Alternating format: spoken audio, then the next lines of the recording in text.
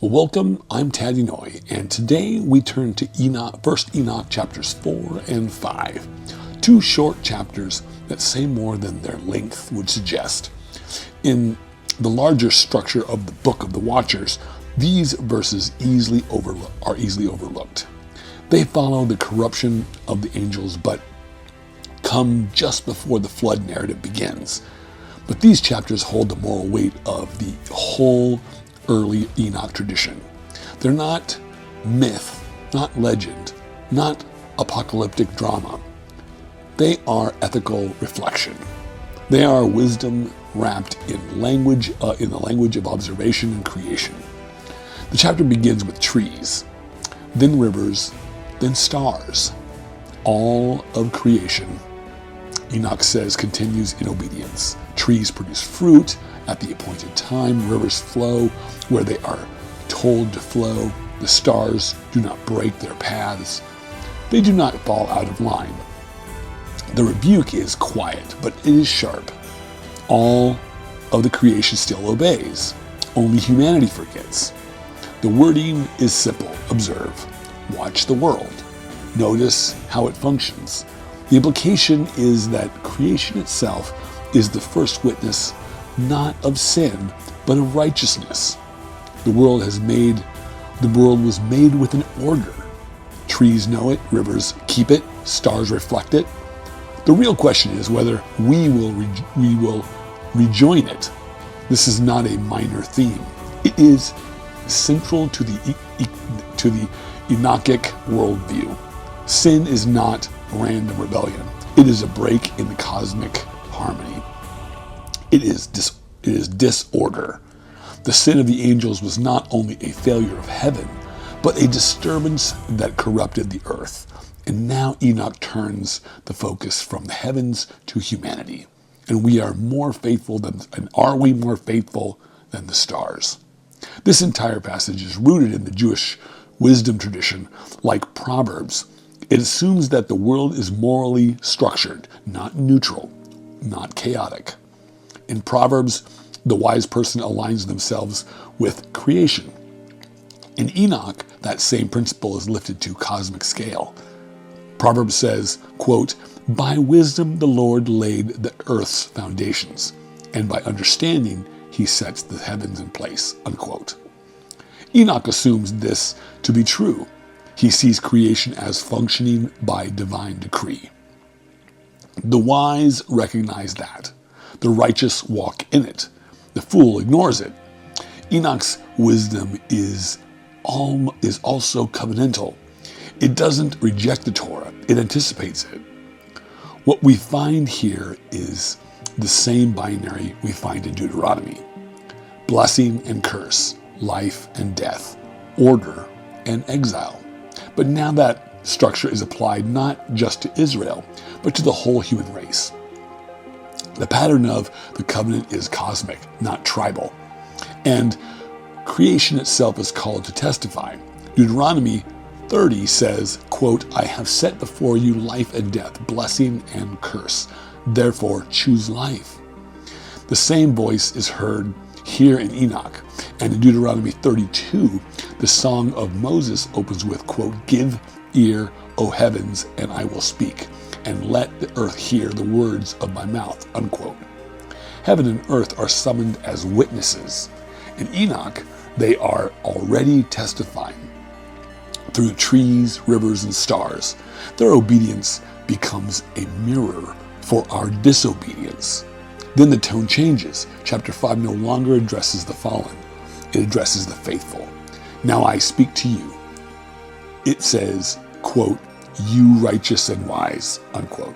This is one of the earliest moments in Jewish apocalyptic where the righteous are separated out, not as a reward, but as a calling. The text says, quote, "To you shall be given joy and peace," unquote. This is not a prosperity promise. It is covenant language. Joy and peace are not comforts. They are fruit. They are the fruit of fidelity. Now we'll begin. Now I'm going to read Enoch, 1 Enoch, chapters 4 and 5 live. Here we go. And again, and again, observe ye the days of summer, how the sun is above the earth over against it. And you seek shade and shelter by reason of the heat of the sun. And the earth also burns with glowing heat. And so you cannot tread on the earth or on the rock by reason of its heat. Observe ye how the trees cover themselves with green leaves and bear fruit. Therefore give ye heed and know with regard to it all his words, or all his works, and recognize how he that liveth forever hath made them so. And all his works go on this from year to year forever, and all the tasks which they accomplish for him, and their tasks change not, but according to as God hath ordained, so it is done. And behold, how the sea and the rivers and the manner accomplish, and change not their tasks from his commandments. But ye have not been steadfast, not done in the commandments of the Lord. But ye have turned away and spoken proud and hard words with your impure mouths against his greatness. O ye hard-hearted, ye shall find no peace. Therefore shall ye excrete your days, and the years of your life shall perish, and the years of your destruction shall be multiplied in eternal execration, and ye shall find no mercy. In those days ye shall make your names in eternal execration unto all the righteous, and by you shall all whose curse, and all the sinners and godless shall imprecate by you. And for you, the godless, there shall be a curse, and all the shall rejoice. And there shall be forgiveness of sins, and every mercy and peace and forbearance. There shall be salvation unto them at a godly light. And for all of you sinners, there shall be no salvation, but on you all shall abide a curse.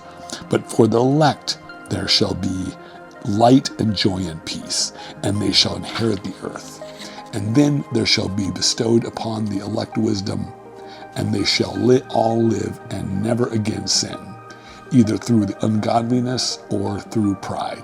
But they who are wise shall be humble, and they shall not again transgress, nor shall they sin all the days of their life, nor shall they die of the divine anger or wrath, but they shall complete the number of the days of their life. And their lives shall be increased in peace, and the years of their joy shall be multiplied in eternal gladness and peace all the days of their life.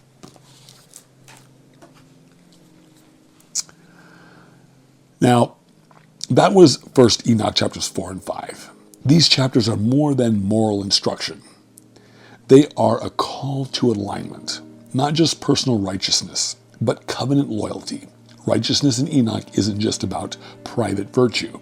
It's about keeping rhythm with the created order. The trees still obey, the stars still shine. The righteous, too, are meant to stand firm, rooted like Psalm 1's tree by the stream, fruitful in the season, unmoved by chaos. There is a prophetic tenderness here. Quote, to you the righteous and the wise shall be given joy and peace, unquote. That's not a reward for perfection. It's a promise for those who endure, even when the world forgets. But the warning is real. Quote, you have not been steadfast, nor kept the commandments of the Lord, unquote. It's not about being caught. It's about being out of tune with what God has written into the world. As in Deuteronomy, blessing and curse aren't random. They follow the shape of our choices. This is where the theology of 1 Enoch becomes sharp. Sin is not only transgression, it is dislocation. The wicked are not annihilated. They are cut off, not from existence, but from harmony. They are excluded from joy because they are out of step with the created pattern. The righteous are described as planted. The wicked are as scattered. That's the judgment. This distinction between those who are rooted and those who are forgotten appears all throughout the Second Temple literature. In the Psalms of Solomon, in Sirach, in the Wisdom of Solomon, in Daniel, and later in the teachings of Jesus. Quote, every tree that does not bear good fruit is cut down, unquote. Quote, the meek shall inherit the earth, unquote. And quote, blessed are the pure in heart, for they shall see God, unquote. This theme also echoes in Daniel 12:3. Quote, those who are wise will shine like the brightness of the sky above, unquote. That's almost word for word what Enoch says. The righteous will shine as the lights of heaven. That light is not just vindication, it's restoration. The righteous are not just remembered, they are rejoined to the pattern.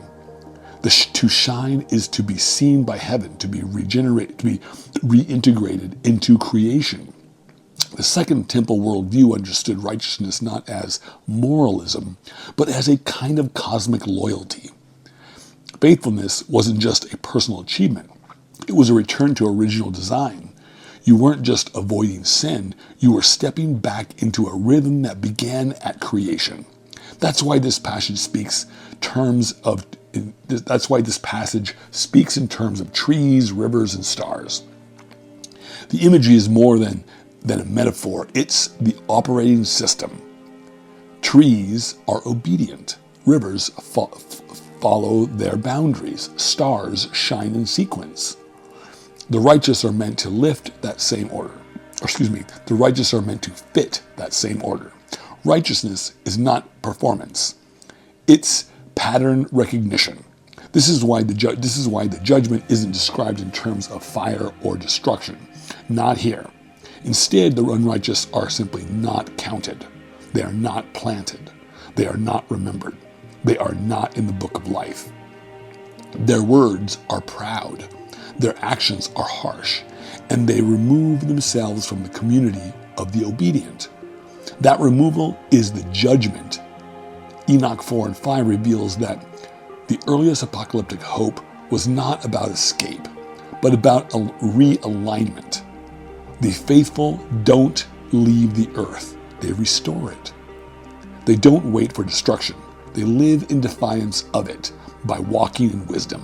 Their righteousness isn't loud, but it is visible, and it lasts. We are left then with a very odd question. If the trees obey, why can't we?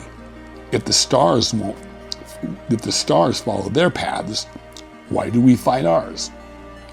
The answer Enoch gives is pride.